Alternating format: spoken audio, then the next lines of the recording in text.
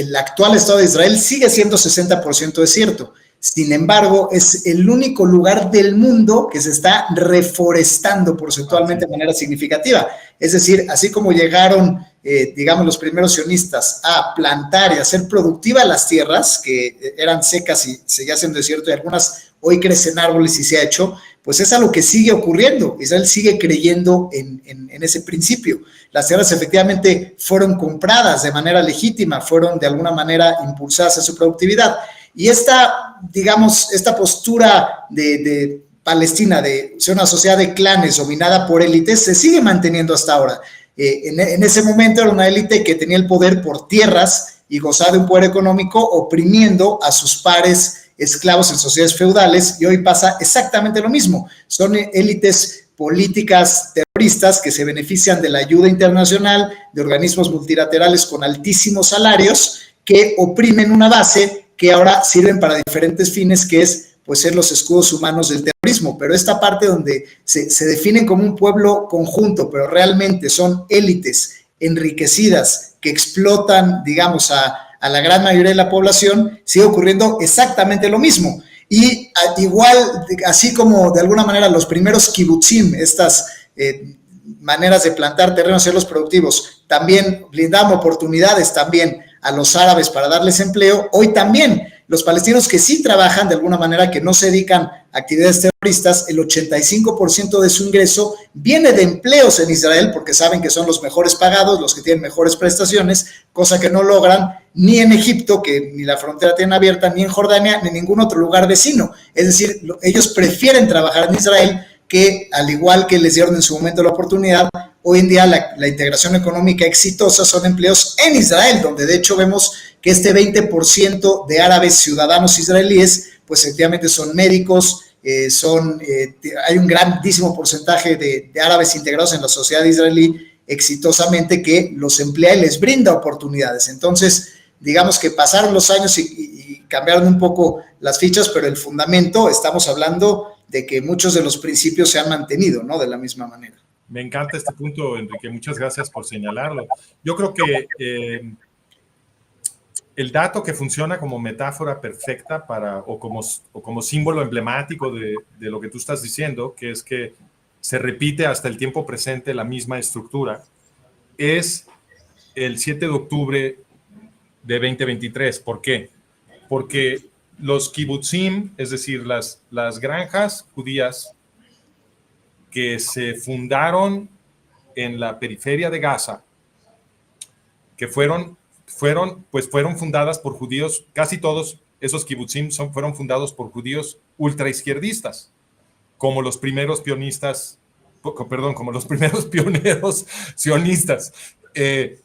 Y era gente que puso ahí el kibutz en parte porque querían ser amigos de los árabes palestinos, querían estar pegados a Gaza porque tenían esta ideología de solidaridad con los árabes y les querían dar empleo, y les dieron empleo en sus granjas a los árabes de Gaza.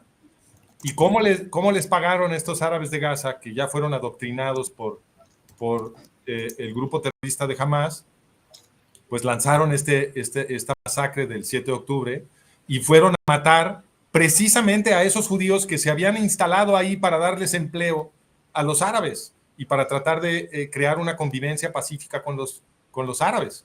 Entonces, tienes toda la razón, esto sigue sucediendo. Digamos, el resumen general de la estructura es que los únicos que se preocupan por los árabes palestinos son los judíos israelíes. Son los únicos que le producen un beneficio a los árabes palestinos. Vemos una y otra vez que los que tienen una ideología profundamente izquierdista, pues nunca pueden aprender de la historia. Sufren los mismos costos una y otra vez y de alguna forma no pueden abandonar su ideología, no pueden aprender y les vuelve a suceder lo mismo. Esto es escalofriante. Sí, así es. De hecho, me gustaría compartir un par de casos para que la gente pueda dimensionar de manera pues, más clara lo que, de alguna manera, este tipo de cosas, ¿no?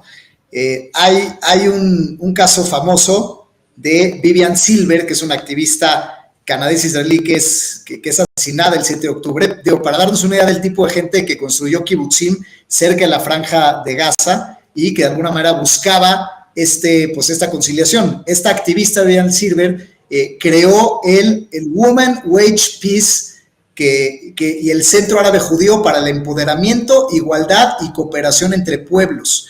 Fue una activista que defendía los derechos de las mujeres, la cooperación árabe-judías, creaba empleos en comunidades también beduinas, se estableció en el kibutz Be'eri, que fue uno de los principales atacados por Hamas, y ella de alguna manera daba entrevistas telefónicas constantes defendiendo la paz, que generando empleos a los palestinos se podía crear esta conciencia de desde abajo una verdadera integración económica.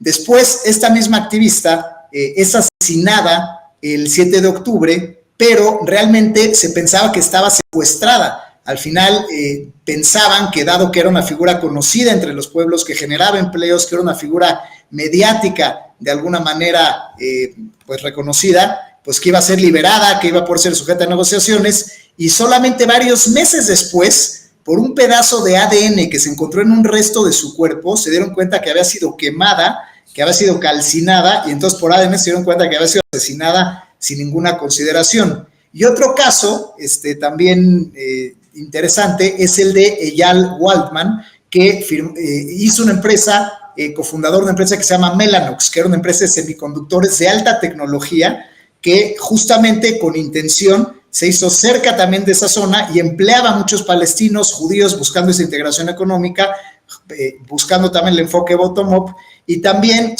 la hija de este empresario de Eyal, que es Daniel Waldman, fue asesinada a tiros en su coche por 3 diferentes digamos, snipers distintos, junto con su prometido, y fue asesinado en el Festival Nova de música también, de alguna manera, ¿no? Entonces, pues gente que apostó a la advocacy por la integración, que hizo empresas empleando a los palestinos, fueron de alguna manera masacrados sin ninguna consideración. El empresario, pues de alguna manera perdió sus propiedades, perdió a su hija, perdió a su futuro yerno. Esta activista de la paz fue calcinada, no se reconocieron ni sus restos. Y bueno, esta es la paradoja de, pues bueno, que para relatar un poco la crudeza de la gente que ha buscado la integración, que no importa su postura ideológica, no importa finalmente a la hora del terrorismo, qué tan pro paz hayan sido, y aún habiendo dedicado toda su vida a pagar sueldos, a integración económica, a hacer organizaciones, pues fueron asesinados con la misma crueldad que cualquier persona y cualquier incluso no judío que también se encontraba en ese momento, ¿no?